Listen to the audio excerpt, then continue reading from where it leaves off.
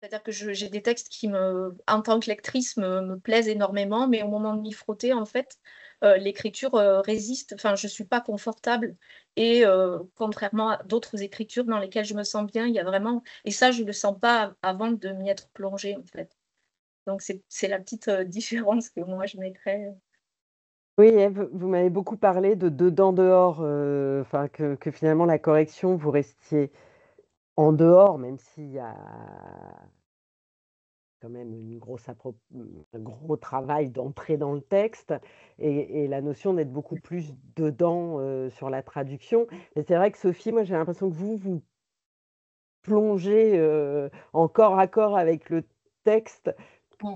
quelle que soit la casquette. Oui, oui, je pense en entendant Ève, effectivement j'y plonge et que ce soit dans l'une ou l'autre des activités et là où je rejoins complètement Ève, c'est que ce travail d'analyse, enfin ou à la fois d'immersion et d'analyse, il y a vraiment, les 2, c'est-à-dire qu'il y a une approche qui est sensible et une approche qui est très, analytique, alors, syntaxique, grammaticale et autres. Heu, En fait, ça va être, justement pour, pouvoir, intervenir, donc soit dans la création, soit dans la correction, au plus près de ce qu'est la cohérence du texte et pour ça, c'est vrai que moi, je commence par cette, je ne sais pas comment dire, super lecture, hyper lecture et pour parler avec, échanger avec beaucoup de collègues, que ce soit, en traduction ou en correction, je me rends compte qu'on a des approches qui sont parfois différentes et j'ai même échangé avec des traductrices qui, heu, alors pour moi, c'était une révélation parce que je ne pouvais pas un instant imaginer qu'on commence un travail de cette façon, qui, ne lisait pas intégralement un livre. Je parle vraiment de littérature, hein, d'ouvrages de fiction, qui ne lisait pas intégralement parce qu'elles voulaient restituer dans leur traduction, l'étonnement, la fraîcheur, la virginité, que le lecteur ou la lectrice a avec ce texte. Elles voulaient vraiment le restituer dans la traduction et je trouve ça, absolument fascinant. C'est aux antipodes de ma super imprégnation, et voilà et je trouve que voilà, que c'est vraiment extraordinaire de voir qu'on peut, prendre, le travail de façon aussi, différente et également en correction, en fiction, je fais d'abord une, 1re lecture complètement gratuite, enfin «gratuite» entre guillemets, des textes qui est aussi dans cette imprégnation, alors que beaucoup de correctrices ou préparateurs, vont, travailler au fil de la page, directement, et et voilà. Donc on est vraiment sur un axe de 180° avec, des approches, radicalement différentes, heu pour un même acte qui est, soit de traduire, soit de corriger. Ève, vous disiez que vous étiez un peu intranquille dans la correction. Vous avez même employé le mot «corseté», je crois, quand on s'est appelé et que finalement que vous trouvez alors déjà que c'est rassurant de savoir qu'il y a un préparateur copie relecteur après vous quand vous traduisez, et ça, c'est aussi une reconnaissance des métiers et du passage de témoin et que ça vous rassure finalement cette 2e lecture, ce 2e passage sur le texte et puis, finalement que ça monopolisait pas la même chose, quand on traduit que quand on est correcteur. Encore une fois, je pense que c'est pour ça que j'apprécie le fait de travailler à plusieurs sur la correction, c'est que finalement, à travailler à plusieurs, je ressens peut-être ce que je ressens quand je traduis, c'est-à-dire les différents possibles, en fait. En correction, oui, j'avais l'impression qu'il y avait mais c'est peut-être parce que j'ai commencé par ça et que j'ai pas trouvé à un moment donné un espace où je pouvais avoir cette marge de manœuvre. mais j'avais l'impression qu'il n'y avait qu'une seule possibilité en correction et que du coup, si je pouvais la manquer, je pouvais être à côté, je pouvais faire des erreurs en fait, quoi. Et finalement, en discutant avec d'autres, parce que pour la revue, on est 3 aujourd'hui, un traducteur, Cyril Aumonier, et Anaïs Neptou, qui est éditrice. Et donc, de pouvoir travailler à 3, ça permet les échanges aussi sur la correction, la préparation de copies. Et donc, je reviens un petit peu sur le côté corset, ça donne je sais pas, plus de possibles dans la correction, en fait. Et qu'est-ce que est-ce qu'il y a une liberté? Est-ce que vous sentez l'une ou l'autre une liberté supplémentaire justement, s'échapper du corset, quand on traduit? Vaste Assistant. question.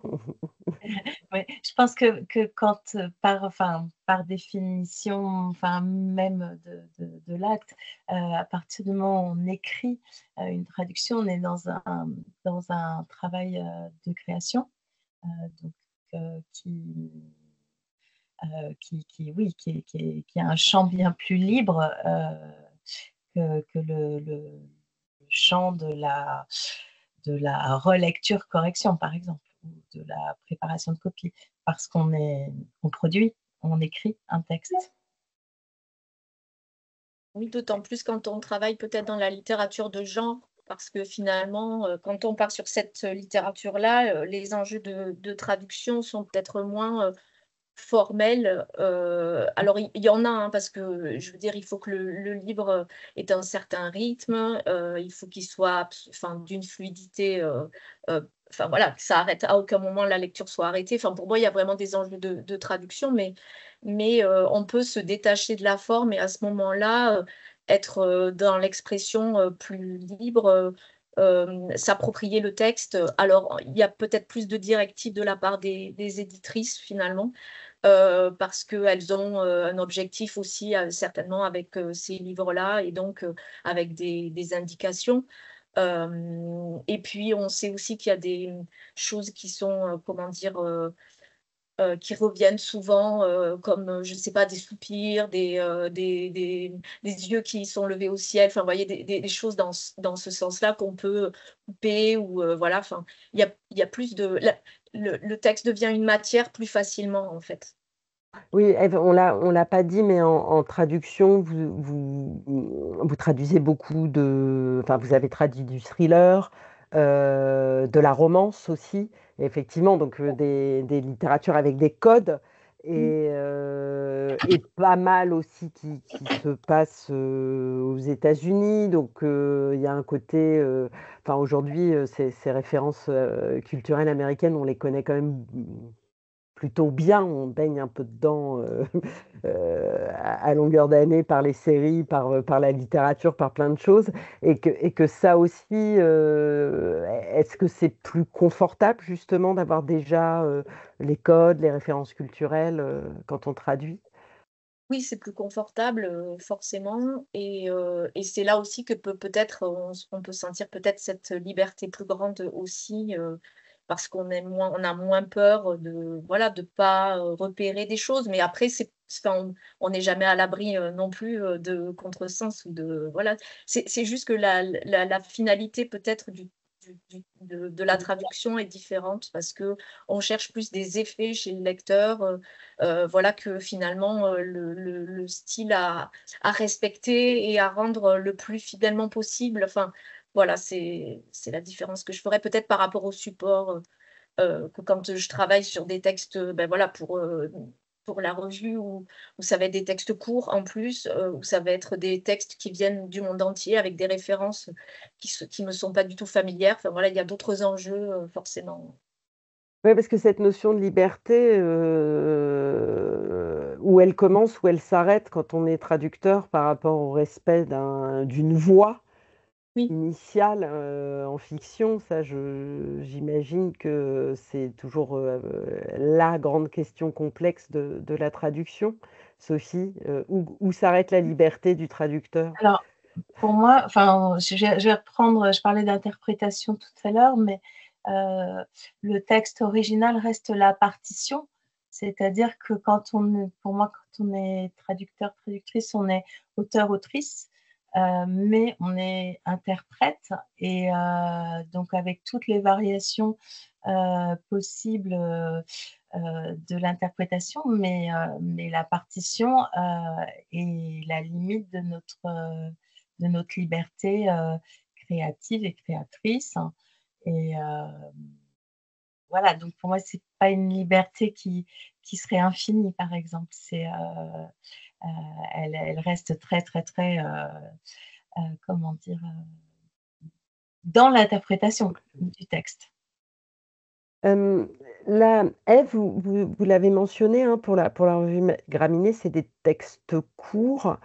J'imagine que pour les textes courts, il y a encore un autre enjeu, dans la traduction parce qu'il faut quand même enfin, il y a un enjeu déjà dans l'écriture de textes courts.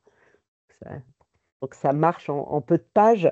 Et est-ce que cet enjeu de la traduction des textes courts, on le retrouve dans la correction ou là, pour le coup, justement, la correction d'un texte court, c'est pas, il y a pas de changement par rapport à un roman. Par contre, la traduction est peut-être, c'est peut-être un exercice différent pour le texte court.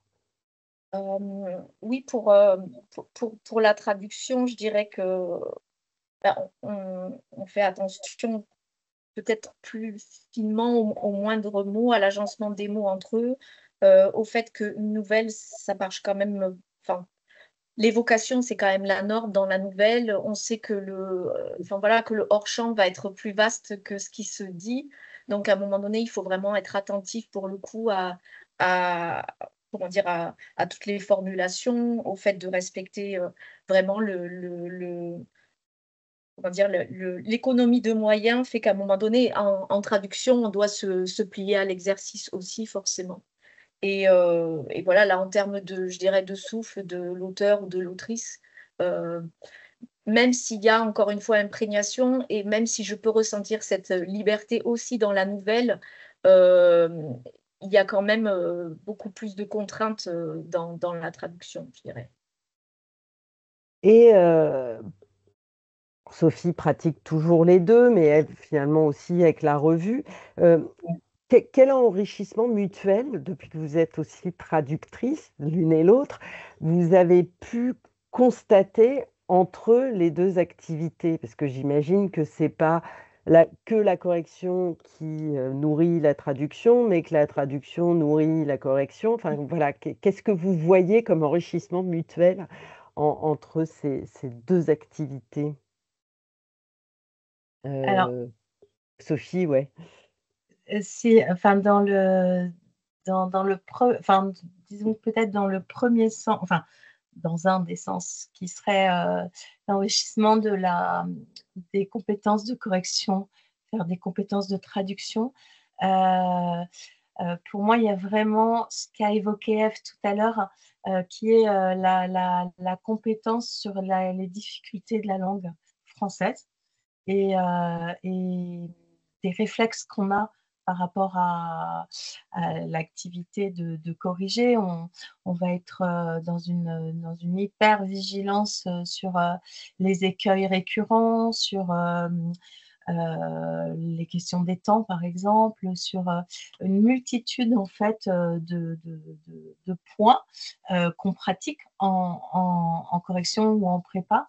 Et quand on aborde la traduction, tout ça, on l'a en tête en fait. On l'a en tête et je trouve que c'est du gain de temps, d'interrogation parce qu'on voilà, on a cette vigilance et cette connaissance pratique. C'est-à-dire, comme on pratique la correction, en fait, il y a des automatismes, il y a des choses qui sont déjà en place, hein, et qui sont opérationnelles qui est tout de suite sur les difficultés de la langue française. Encore une fois, vraiment de la langue d'arrivée.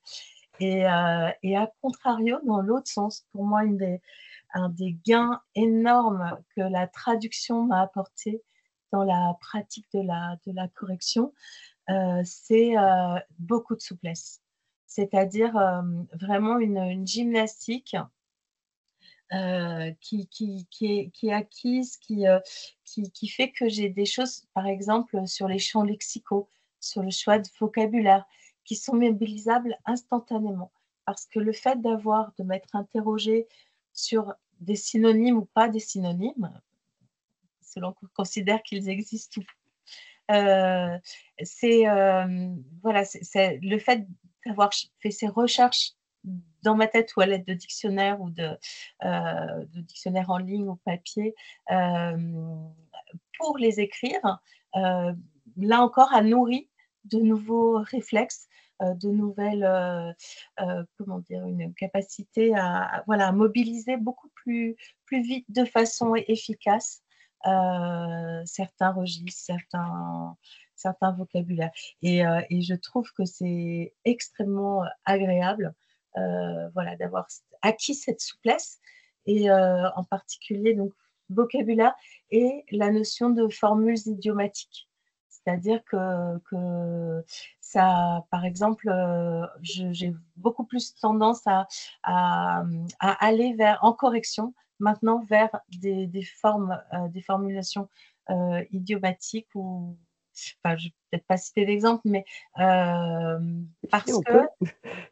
en fait, le fait de les avoir pratiqués, osés en, en traduction, dans la production du texte, m'a libérée pour oser le faire en correction. Et, euh, et, et voilà, donc en fait, j'ai le sentiment, c'est pour ça que tout à l'heure, je parlais de complémentarité. Et, euh, et je trouve que voilà, cette alimentation comme ça, mutuelle, est très agréable et parfois gratifiante quand on se dit ah oui, oui, mais ça, je l'ai vu dans une, je sais pas, dans une traduction, et là, bah, c'est un point de vigilance que j'ai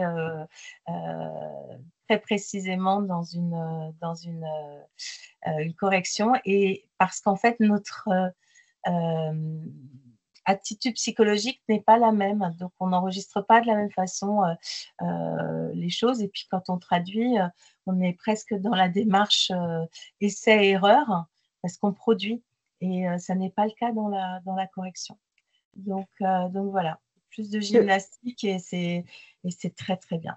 Sur l'usage des temps, Sophie, on peut peut-être rappeler pour nos spectatrices et spectateurs qui ne sont pas traducteurs, qu'il n'y a pas deux langues qui ont les mêmes systèmes temporels, d'où l'arrachage de cheveux, notamment dans des textes avec plusieurs niveaux d'antériorité dans le passé. Ouais. Alors, là encore, enfin, dans ma pratique, c'est un ping-pong où les solutions trouvées en correction vont m'aider pour la traduction, et vice-versa. Alors, quand je dis les solutions, c'est pas appliqué de façon, enfin, transposé ou appliqué, c'est encore une fois des points de vigilance. Et, euh, et, et c'est comment dire, ce sont les mêmes questions. Je parlais de l'attitude par rapport à la lecture, où je me place de la même façon. Et là, par exemple, sur la question des temps, ben, c'est exactement les mêmes questions.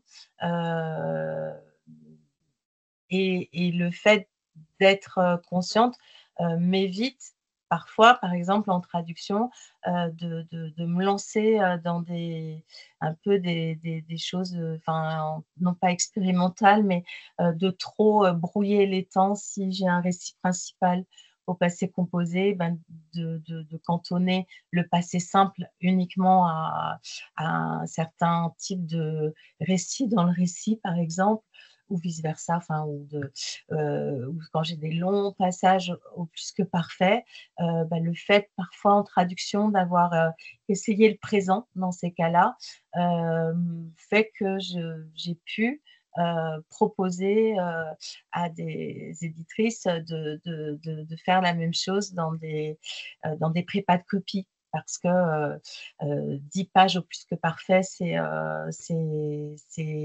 insupportable. Donc, l'éprouver dans l'écriture, par exemple, d'une traduction, ben, vraiment me permet d'aller plus loin, peut-être dans la proposition de la correction, parce que je m'y suis cassé les dents en production d'un texte.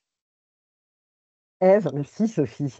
Ève, cet enrichissement mutuel, j'imagine que là, il y a plein de choses avec lesquelles vous êtes totalement raccord avec ce que dit Sophie. Qu'est-ce que vous pourriez dire en plus ou confirmer, ou peut-être qu'il y a du désaccord, une divergence. Non, mais comme je pense que mon parcours s'est vraiment construit en 2 étapes, en commençant par la correction, je pense que pour moi, ça m'a vraiment donné une base, voilà, qui m'a permis voilà, de sentir aussi les subtilités de la langue, et que on est beaucoup plus précis. Alors après, on oublie, certes, mais ça doit construire quand même quelque part quelque chose qui après permet d'être plus à l'aise, effectivement, quand on est soit en train de produire un écrit. Euh, donc voilà, je pense que c'est le fait que la correction, finalement, m'a permis de mettre de la conscience sur des choses qui étaient peut-être voilà, intuitives, ou comment dire, des connaissances que j'avais pas forcément oui, conscientisées, mais en fait, après, en reprenant les règles et en corrigeant, ça vient solidifier, en fait. Et après, ça permet encore une fois d'être euh, plus libre, encore une fois, dans l'expression, il me semble. Et vous m'avez aussi parlé de mémoire du texte. J'aimerais bien que vous développiez cette notion. Je ne sais pas si ça fonctionne pour tout le monde, mais il m'est arrivé quand même de me rendre compte en corrigeant que, par exemple, je voyais la faute avant de la comprendre. C'est-à-dire que quand je lis le texte, je vois qu'il y a quelque chose qui... Enfin, mon œil est arrêté, en fait. Et par contre, j'ai pas forcément tout de suite conscience de pourquoi il est arrêté. Et donc, je pense qu'il y a quelque chose de photographique, enfin, à un moment du passage du texte. Et, euh, et cette mémoire voilà, de passage, mais vraiment visuel, en fait, me permet aussi, peut-être, quand je traduis, de me souvenir de certaines choses antérieures dans le texte, notamment quand il y a peut-être des erreurs, voilà, je pense, parce qu'on en a parlé, des erreurs de prénom ou des choses comme ça qui surgissent dans un texte.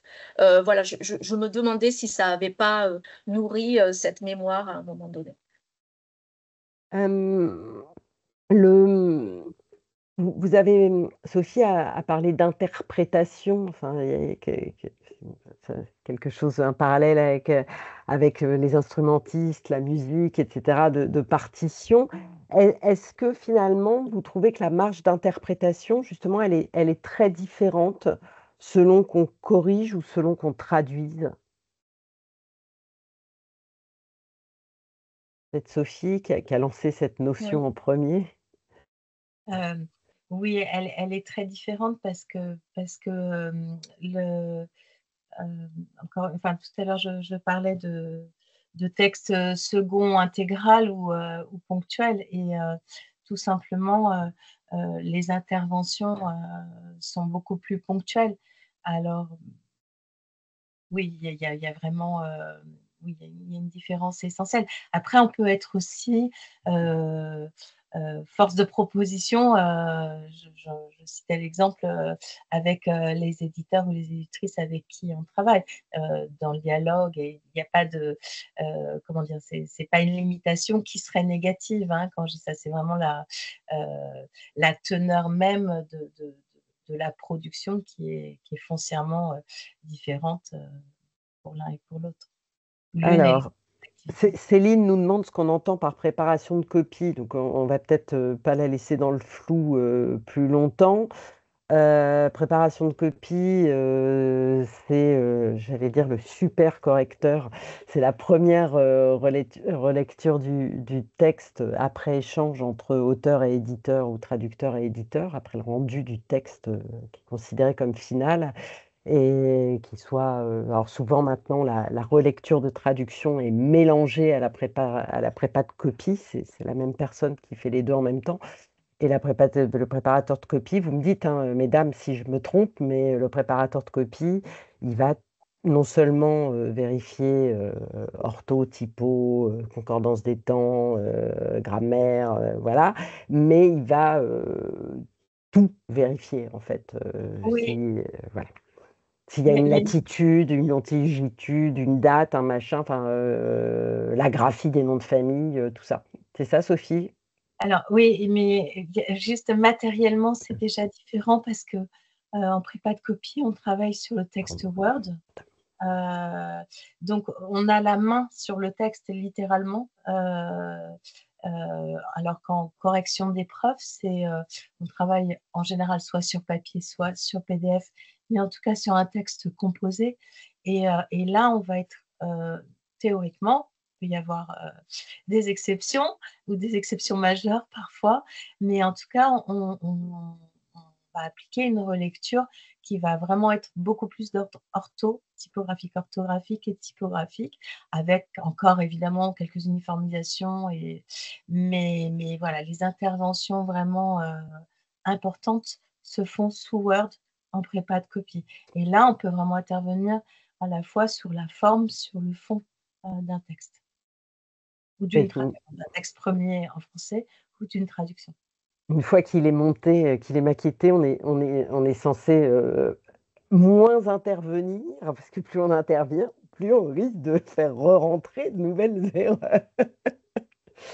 Voilà à peu près, j'espère que Céline, nos définitions complétées en font une complète.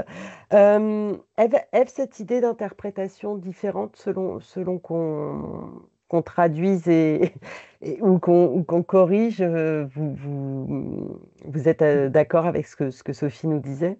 Oui, ben, complètement. Et puis, quand vous avez posé la question, vous parliez de surcorrection aussi, de surtraduction. Bon, on n'est pas forcément, encore une fois, au même endroit quand on corrige, quand on traduit. Quand je corrige aussi des traductions, le fait d'avoir l'expérience à un moment donné, je fais justement attention à cette marge d'interprétation, à toujours poser les questions au traducteur pour être sûr que je n'introduise pas que à cause d'une formulation que je trouve malheureuse ou voilà qui me gêne, je ne vais pas introduire voilà une surtraduction ou quelque chose. Toujours revenir à celui qui produit l'énoncé, quoi. Oui, parce qu'effectivement, enfin, il y a cette idée de possible surcorrection ou surtraduction, donc qu'on pourrait même dire que c'est dessous, si on fait un arbre généalogique, tout en haut, il y a la surinterprétation et qui peut être soit la surcorrection, soit la surtraduction. Et ça, j'ai l'impression qu'effectivement, les deux casquettes, Sophie, c'est vous qui nous avait pas mal alerté, enfin alerté, qui avait mis qui avait parlé du sujet quand on a un peu préparé, parce que effectivement, avoir le risque de surcorrection en tête évite de surtraduire et inversement. Et ça, j'aimerais bien que vous me donniez des exemples très clairement de ce que vous entendez Alors, par tout ça. enfin, déjà, ce que je trouve vraiment très intéressant, c'est qu'on a deux verbes, deux substantifs qui sont équivalents pour les deux activités, sur traduire ou sur corriger. Et je trouve que voilà, c'est une convergence à nouveau qui est vraiment très intéressante. Alors, sur traduire, enfin, on parlait tout à l'heure de la cohérence des textes, et puis, enfin, moi, j'insistais beaucoup sur le fait, dans l'une et l'autre activité, d'être au service vraiment du respect de la singularité d'un texte. Surtraduire, c'est embarquer le texte ailleurs. C'est par exemple quand on a un style qu'on pourrait qualifier par exemple de très simple ou de très plat, d'en faire quelque chose de, comment dire, sans dire empoulé, mais en tout cas plus classique. Là, par exemple, les traducteurs et traductrices étrangers dans plein de langues évoquent la difficulté de traduire Annie Ernaux, parce qu'Annie Ernaux, les phrases sont courtes, sont très simples, et si on traduit Annie Ernaux dans un style qu'on va, je ne sais pas, qualifier de plus fluide ou plus classique que son écriture, donc en transposant dans une autre langue, on va surtraduire Annie Ernaux et passer complètement à côté de son style. Et donc voilà, il peut y avoir la tendance, entre guillemets, de vouloir faire fluide, de vouloir faire joli, et de dénaturer profondément un texte ou sa singularité. Et on peut éventuellement aussi dire sous-traduire quand un texte est bourré d'aspérité, bourré de choses très vociférantes, par exemple, et qu'on l'aplatit, on le lisse. Donc là, on dira plutôt sous-traduire. Pour des bonnes ou des mauvaises raisons, ou tout simplement pour une erreur d'interprétation. Mais il est extrêmement important de ne faire ni l'un ni l'autre, ni surtraduire, ni sous-traduire. Et en correction, l'équivalence serait, par exemple, un texte écrit dans une langue relativement familière, ou très familière, de changer, d'augmenter, par exemple, de monter un tout petit peu le registre pour la rendre plus conforme à un français, disons, classique ou basique. Et là, on va surcorriger parce que les aspérités, les grossièretés ou les erreurs sont foncièrement partie prenante et font même le style ou la nature du texte. Alors, là, je cite des exemples un peu gros, hein, mais c'est intéressant dans l'attitude, en fait. On doit avoir la même attitude de ne pas embarquer un texte ailleurs, ou de vouloir soit le lisser, soit le polisser, soit, enfin, peu importe dans quel sens du reste, mais Et puis l'attitude est la même. c'est vrai qu'en français, on a cette injonction de surtout pas de répétition. Or, ça aussi, dans certains cas, la répétition, elle est nécessaire et parfois l'usage de synonymes va changer beaucoup de choses, va donner changer le caractère des personnages ou ce genre de choses. Sophie, vous m'aviez parlé de l'exemple du she said. Elle dit, il dit, enfin, ou il cède, ou il say au présent. Et effectivement, si on trouve des synonymes de ça, mais où il y a quand même quelque chose de plus fort, ou où on est dans l'injonction, ça va quand même changer quelque chose au texte. Ça va changer l'intention parce que si on emploie rétorquer, s'enquérir, s'enquiert-elle, qu'on introduit souvent aussi une gestuelle avec ces verbes, alors que le texte original est juste informatif de qui parle et avec le verbe dire. Là, on est dans la surtraduction totale parce qu'on introduit soit des indications scéniques qui sont absolument pas dans l'original, soit des intentions dans la voix si on parle fort ou si on met murmurer à la place de dire, par exemple, ou vociférer. Ou là encore, c'est des exemples outranciers, mais oui, oui, oui, il est très, très important de garder ça. Et moi qui traduis l'espagnol, par exemple, c'est exactement la même chose. Enfin, on parle souvent de l'anglais sur ces cas-là. Et c'est encore presque plus fort en espagnol parce que comme il n'y a pas de pronom personnel, on peut en plus avoir plein d'ambiguïtés sur qui parle ou qui dit dans le et ce flou fait quelque part partie de la langue. Donc si on surenchérit déjà en mettant un pronom personnel plus des verbes pour varier, on s'éloigne totalement de l'intention du texte. Ève, est-ce que cette injonction à éviter les répétitions, alors il y a une excellente remarque d'une troisième Sophie dans le public qui dit que parfois la demande de surtraduction, et là moi je vais rajouter ou de surcorrection, parce que finalement ça peut aussi venir au moment de la correction, vient parfois des éditeurs pour améliorer un texte avec l'idée que ça ne tombe pas des mains du lecteur. Et est-ce que c'est une trahison de l'auteur? En tout cas, justement, dans la littérature de genre, il y a quand même beaucoup de choses qui vont dans ce sens pour, encore une fois, faciliter la fluidité, la lecture, surtout pas déranger le lecteur dans son confort. Et donc, il y a par exemple des choses qui se font très souvent, comme sortir les compléments circonstanciels de la phrase et les mettre au début, supprimer les tirets pour préférer des parenthèses. Quand on a des ainsi dans un dialogue, on préconise de les mettre avant pour que ça gêne pas et que voilà, enfin des espèces d'automatismes qui finalement, encore une fois, vous disent à lisser et puis à pas gêner, enfin soi-disant gêner la lecture. Euh, pour le coup, quand moi je fais appel à des traducteurs pour la revue, l'idée de montrer justement dans chaque numéro, il y a 10 nouvelles des 10 continents, enfin des 5 continents, 2 nouvelles par continent. L'idée, c'était de montrer une diversité, forcément dans le propos, parce qu'à chaque fois, il y a un thème unique, mais aussi dans la langue. Et donc, l'envie, c'était de montrer que la traduction peut aussi être différente, c'est-à-dire moins se plier au français et garder peut-être plus de choses de l'étranger.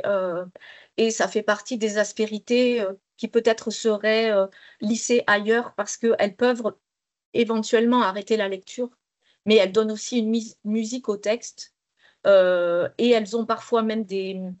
Enfin, si je pense à la correction, il m'est venu l'exemple d'un texte de Nicolas Kurtovic, qui est un auteur calédonien, et qui, dans un texte, mettait une énumération de substantifs au pluriel, mélanésien, caldoche, blanc, et à un moment donné est venu le mot kanak, et là, il m'a demandé de supprimer le S au mot, donc ça veut dire que dans l'énumération, kanak était le seul singulier, et que quand on regarde dans nos dictionnaires, il peut prendre la marque du pluriel, alors que sans le S, ça a un sens politique qu'il n'a pas avec le S. Donc, étant donné que là, je fais le choix, je peux me permettre de suivre sa démarche. Et c'est ce que, enfin, ça serait contre nature par rapport à la revue de ne pas le faire, en fait. Donc, il y a une liberté, là, pour le coup, qu'on prend de faire confiance aux traducteurs, de leur donner le dernier mot. Et même s'il reste, et c'est tant mieux, s'il reste des choses qui sont pas tout de suite accessibles ou qui demandent un cheminement du lecteur, c'est même beaucoup plus intéressant pour justement aller vers cette diversité. Euh, je pense aussi à un auteur québécois qui m'avait dit que j'aime beaucoup, j'avais sollicité pour le premier numéro, j'avais dit on va faire des allers-retours forcément au moment de la correction. Il m'avait dit de toute façon en France je suis habituée, vous lissez toujours ma langue. Alors que l'idée, c'était justement pas de faire ça, mais il y avait voilà, cette expérience, en tout cas, pour lui, qu'on touche à son écriture, voilà, pour plus je sais pas, de confort, certainement. Bon, je pense qu'avec l'arrivée de plus en plus d'auteurs québécois sur le marché français, on lisse un peu moins qu'avant, mais effectivement, à une époque, on traduisait le français du québécois vers le français de la vieille Europe. Enfin, traduisait, c'est un terme un peu excessif, mais c'est vrai qu'on adaptait. Ève, justement, Alors attends, ouais, Sophie, vas-y, pardon. Sophie. Moi je voulais aussi sur cette question parler, écouter Markovitch par exemple parler des traductions de Dostoïevski, c'est extraordinaire parce que justement les, les styles dans lesquels on a abondamment traduit au 19e et grande partie du 20e siècle sont vraiment on a découvert des tas d'auteurs étrangers dans des traductions qui n'avaient rien à voir avec les textes originaux. Et voilà, c'est quand même très très important de garder surtout l'identité, vraiment la singularité des textes. C'est je ne sais pas, c'était par exemple le cas aussi de Fifi Brin d'Acier, qui était traduit de façon très très lisse, alors que cette petite fille est parfaitement insolente. Et voilà, donc voilà, on a un gros travail aussi à faire pour repenser les auteurs classiques qui ont été moulinés par la belle fluidité de la langue française. Voilà, c'est une petite parenthèse. Il est 19h15, donc on va pas tarder à nous couper notre dialogue pour laisser place aux questions du public. Mais moi, j'ai l'impression, enfin, Ève le disait, son travail de correction quant aux traductions pour la revue, on sent que le fait d'être traductrice elle-même aujourd'hui change quand même l'appréhension, où on comprend mieux le parti pris et des auteurs de langue originale et des traducteurs. Moi, ce qui est ressorti beaucoup de nos conversations à toutes les trois, c'est j'ai l'impression que le fait d'avoir les deux casquettes ou d'avoir connu les deux activités vous donne à l'une comme l'autre ou renforce en tout cas l'envie de communiquer entre les différents chaînons, soit par fichier interposé, soit par mail en direct, que ce soit avec l'auteur, le traducteur, l'éditeur, le correcteur quand vous êtes dans la casquette, ou le préparateur de copie relecteur quand vous êtes avec la casquette de traductrice. En tout cas, que cette envie y ait un échange sur les partis pris faits en tant que traductrice, etc., etc. Je me trompe en disant que j'ai vraiment ressenti cette envie-là. Non, en tout cas, moi, c'était un réel plaisir de travailler avec des préparatrices de copie ou des correctrices, souvent préparatrices de copie, où en fait, on a vraiment des échanges poussés sur le texte et c'est toujours, c'est toujours agréable parce que aussi, c'est une première lecture de ce que nous, on a produit et une lecture attentive. Et donc, on sent qu'on va dans le même sens, en fait. On va vraiment on a le même but, améliorer au maximum ce que j'ai produit et qu'elle révise. Euh, et puis, moi, quand je travaille avec les traducteurs, le fait d'être traductrice, je fais attention à la façon de les aborder quand je leur propose des formulations. C'est-à-dire que, par exemple, j'évite au maximum les marques de révision. Si je les utilise, c'est en bleu. Ou sinon, ce serait plutôt des commentaires sous forme de questions pour être vraiment plutôt être là pour éclairer des zones qui me semblent, voilà, encore une fois, peut-être sombres, savoir si elles sont là dès le départ ou si c'est quelque chose, voilà, qui peut être amélioré. Mais, euh, mais en tout cas, ces échanges, ils sont très enrichissants et en général, c'est plutôt, c'est toujours, enfin, c'est bon dans les deux sens, quoi. Sophie. Oui, alors je partage complètement le commentaire d'Ève. Alors moi, j'aimais juste un point que je trouve un petit peu dommage aujourd'hui, c'est que en tant que traductrice, je n'ai quasiment plus d'échanges avec les préparatrices en direct, préparatrices ou correcteurs. Et de l'autre côté, c'est exactement pareil. Quand je traduis, j'ai des échanges avec les éditeurs, les éditrices, mais plus avec les correcteurs ou les correctrices. Alors, enfin, ça, je le déplore vraiment parce que voilà, en prépa, on a potentiellement les échanges, donc dans les marques de révision ou les commentaires, comme vient de le dire Ève. En correction, moi, je me suis rendu compte que j'avais, par exemple, dans les traductions, certaines corrections au crayon qui avaient été gommées. Donc, je ne peux plus les voir, mais je vois que ça a été gommé. Bon, donc je pense qu'il y a une perte sur le fait de ne pas être en direct, mais je ne peux pas refaire tous les circuits à l'intérieur des maisons d'édition, je n'en ai pas le pouvoir. En revanche, j'en retire vraiment un impératif que je m'applique, qui est en traduction de faire une note de traduction pour expliquer, en tout cas, essayer d'expliquer des partis pris un peu transversaux, hein, évidemment pas des choses qui entrent trop dans le détail. Par exemple, pourquoi tel type de réalia, j'ai décidé de ne pas les traduire. Je ne sais pas, c'est un exemple tout bête, mais Guardia Civil, en espagnol, il n'y a pas vraiment d'équivalent. Donc, on peut traduire gendarmerie, mais voilà, je vais décider de le laisser en espagnol. Donc, plutôt que ce soit systématiquement corrigé ou je l'écris, ce qui donne la possibilité, ou en tout cas, d'échanger sur les partis pris ou les choix que j'aurais fait. Et ça, enfin, voilà, je sais que les éditeurs et éditrices apprécient, mais ça permet vraiment de renforcer le dialogue, même s'il est virtuel, avec le préparateur, la préparatrice derrière, qui, en échange, souvent me renvoie, par l'intermédiaire de l'éditrice, un retour et justement les corrections, enfin, dans quel sens elle a choisi d'axer sa prépa sur, je ne sais pas, des questions de temps, etc.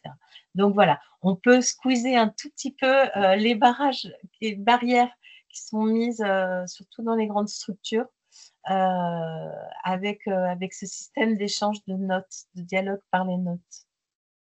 Et on entend souvent des auteurs dire qu'ils appréhendent un peu de recevoir les corrections du préparateur ou de la préparatrice de copie, cette sacro-sainte trouille du stylo rouge qui nous reste de l'école. Est-ce que vous, en tant que traductrice, ou finalement, là, vous êtes le deuxième auteur d'un texte, hein, c'est une peur que vous avez, ou justement d'avoir démarré en étant de l'autre côté du miroir fait que vous savez que ça va être plutôt un dialogue ou des remarques très constructives. On revient à l'idée du au service du texte dont on a parlé au tout début, et que finalement vous avez plutôt hâte de ce dialogue enrichissant. Moi, j'accueille les corrections plutôt avec plaisir parce que finalement, c'est des choses que j'avais pas vues souvent.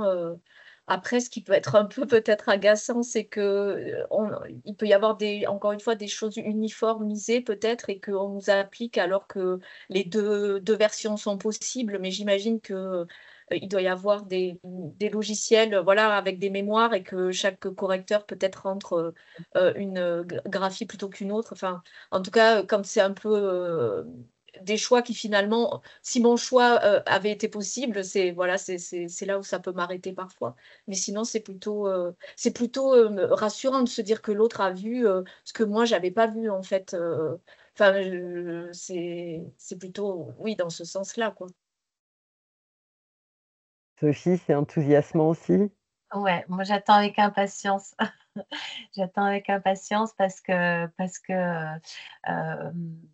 je crois que j'ai jamais eu une traduction où je n'ai pas eu un retour en me disant mais c'est ça, j'avais cherché, je ne l'avais pas trouvé et voilà et la correctrice ou le préparateur a exactement la bonne formule au bon endroit et j'adore. J'ai l'impression de faire des pas de géant de progrès grâce au travail des collègues. Il y a Marie-Louise qui fait une très bonne remarque qui dit qu'autant elle comprend les partis pris des traductrices que ce cibliste comme des sourcistes, autant changer complètement l'intention, le niveau de langue lui semble relever de choix d'édition. Et effectivement, souvent, est-ce que, enfin, il y a aussi la commande de l'éditeur. Et ça, est-ce que ces commandes des maisons d'édition, elles varient selon, ou elles sont plus ou moins détaillées selon qu'on est relecteur, préparateur, correcteur, ou selon qu'on est traducteur? Et est-ce qu'il y a vraiment quelque chose d'assez détaillé ou finalement c'est du dialogue qui s'instaure au fur et à mesure? Je pense qu'Ève a répondu, enfin, en tout cas, a donné beaucoup d'éléments hier, tout à l'heure, sur les genres, en fait, sur littérature de genre, où plus on va être dans quelque chose, je vais peut-être être un peu négative dans le mot, mais qu'on peut enfermer dans des codes et dans des, on reproduira ce type de demande. Oui, et puis il y a parfois aussi des demandes en termes de, comment dire, si un auteur ou une autrice qui vend énormément dans son pays, qu'on essaye d'avoir des chiffres ici aussi. Il m'est arrivé de traduire un premier roman d'une autrice et en fait on m'a souligné le fait qu'elle utilisait une écriture très imagée, beaucoup de métaphores et que c'était très intéressant de les garder. Et puis finalement, je pense que ça a pas, les résultats n'ont pas été là et dans le deuxième roman qu'on m'a confié, on m'a dit bah, justement là cette fois-ci, ça serait bien que voilà toutes ces images et tout ça, on les enlève, on coupe parfois. Donc, je pense qu'il y a une recherche aussi au niveau du marché, de comment le livre se vend et de faire des tentatives. Et que c'est des directions après qu'on donne forcément à la personne qui traduit. Alors, est-ce que vous avez d'autres questions? Donc, beaucoup de, pas vraiment de questions, mais de témoignages et de traductrices, traducteurs, correctrices, correcteurs sur l'accélération du temps de l'édition qui fait que parfois il y a des étapes qui sautent, que ce soit d'un côté, il y a pas de préparation de copie et il n'y a que des corrections sur épreuve ou l'inverse, il y a de la prépa de copie et pas de correction sur épreuve. Et puis évidemment, de là, la question et Cyrielle qui dit qu'on lui fait peur avec l'IA, avec l'apparition de l'IA. Alors, est-ce- comment vous vous positionnez déjà par rapport à l'accélération du rythme et puis l'IA, je sais pas, faudrait une soirée entière pour parler de ce machin-là. Euh, Les deux sont certainement liés. Enfin, je veux dire, il y a une demande forcément pressante. Le problème, c'est d'arriver à pas toucher ses limites au niveau du rythme. Forcément, après, les conséquences en termes de révision en interne, etc. Évidemment qu'il y a eu beaucoup d'ouvrages auxquels je n'ai pas eu accès après, même sous quelque forme que ce soit, que ce soit sur fichier ou sur épreuve. Ça, c'est arrivé souvent. Et voilà, notamment encore une fois dans la littérature de genre, les délais sont voilà, très, très réduits, se resserrent. Euh, voilà. Donc après, c'est une négociation qui se passe aussi au niveau de ces délais. Normalement, enfin, il me semblait que c'est peut-être bien une des grosses différences entre les deux activités, c'est que normalement, en tant que traducteur, vous avez vous avez le statut. D'ailleurs, vous êtes payé en droit d'auteur, donc vous avez le statut d'auteur et que normalement, c'est vous qui êtes censé avoir le dernier mot, non? Oui, Hein? normalement, oui. Mais pour avoir été confrontée à pas mal de pratiques, personnel ou en discutant, on voit bien que la normalité est très flexible dans l'édition. Donc oui, normalement. Mais, Sophie, vous l'avez toujours Enfin, normalement, il me semble que vous êtes censé voir les dernières corrections sur épreuve, voir c'est vous qui signez le BAT, quoi. Enfin, Alors oui, moi, oui, oui. Enfin, il est arrivé qu'on m'oublie, tout simplement, enfin qu'on oublie de me le soumettre à 2 jours de l'envoi chez l'imprimeur, mais non, j'ai exigé vraiment.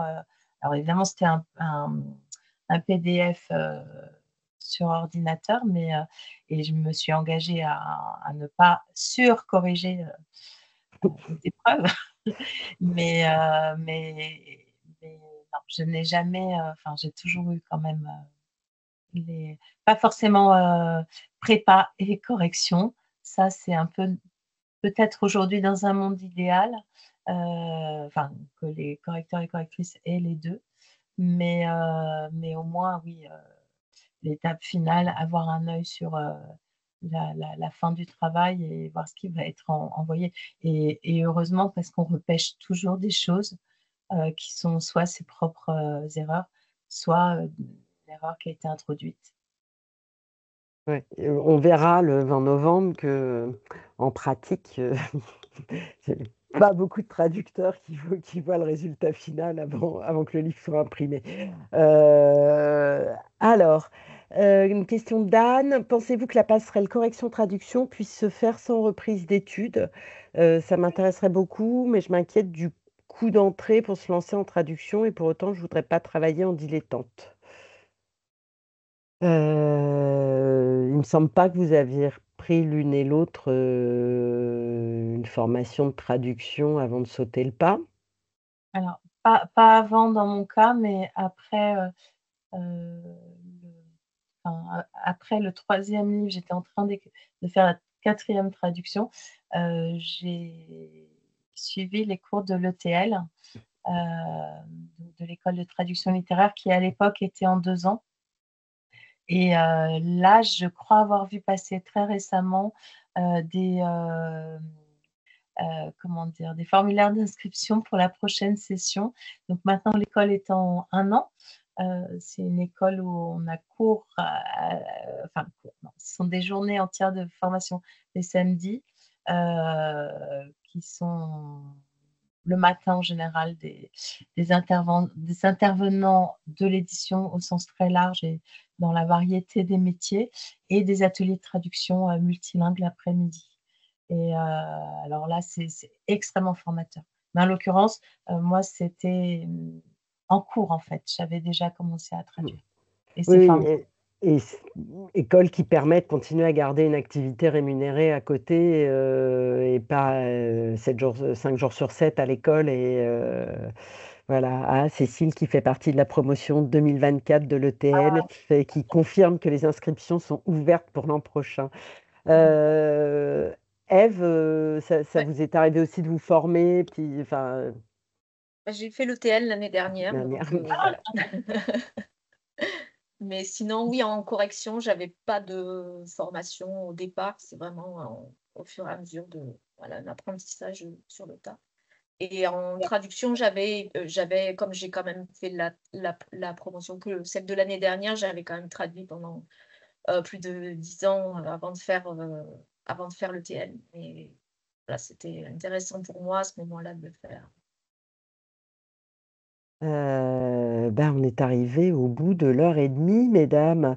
Évidemment, il y a grosse discussion en parallèle sur l'IA, où effectivement on se demande ce que se donnerait une prépa de copie faite par IA. J'avoue que j'ai jamais vu, je ne sais pas si ça existe, j'ose pas imaginer d'ailleurs ce que ça peut donner. Bon, la traduction, c'est que c'est arrivé, que ça existe déjà dans certains domaines. Il y a évidemment une grosse réaction de la TLF pour expliquer la nécessité et le côté indispensable des traductrices et traducteurs littéraires. Il traductrice. Ah, là, on a Marie-Louise qui a fait dans l'autre sens. Traductrice, je sors de la formation de correction de l'EMI et le premier module peut se faire à distance. Ben voilà. Merci infiniment, Eve Villa, Sophie Hoffnung. C'était très riche et très humain encore ce soir. À la fois beaucoup de pratiques, des doutes, des failles, des assurances. Je crois que c'est aussi ça, vos métiers, de toujours se poser beaucoup de questions et en même temps d'être ferme sur certaines positions. Je crois on a assez bien entendu tout ça ce soir. Et puis, merci. Vous étiez très nombreux encore à nous écouter ce soir. Sophie, Ève, le mot de la fin. Vive les convergences. Oui, voilà.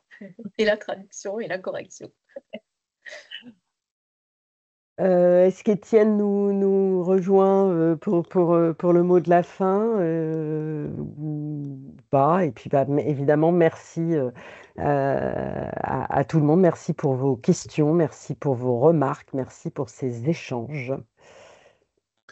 Alors, un petit mot pour finir. On se retrouve dans 2 semaines, le mercredi 5 novembre, 20. 8h. Le samedi 20 novembre, pardon. Mercredi 20. 8h pour une deuxième séance avec Laetitia Agostino et Audrey Tingham, donc sur des écrits plutôt de non-fiction. Et puis, les précédentes saisons de Convergence sont accessibles sur notre site internet de la CLF, donc on peut les visionner. Et il en sera de même avec celle-ci. Voilà. Qui, je crois, sera légèrement tronquée de sa première demi-heure, parce que j'ai vu le lancement de la vidéo. J'ai oublié de lancer la vidéo dès le départ. Et oui, le 20 novembre, donc pour la non-fiction et notamment, pour avoir eu Laetitia et Audrey qui étaient dans le public ce soir, qui ont beaucoup bossé je l'ai dit, dans le secteur du pratique. Et on va voir qu'il y a effectivement, il y a des différences d'étapes et de façons de procéder. Donc, ce sera à la fois un écho à ce qui s'est dit ce soir et puis complémentaire, puisque des activités qui peuvent être assez différentes et en correction et en traduction. Voilà. Et merci beaucoup. Merci à toi, Merci. Sophie. On se quitte là. Bonne soirée à tout le monde. Oui, bonne soirée. Bonne soirée.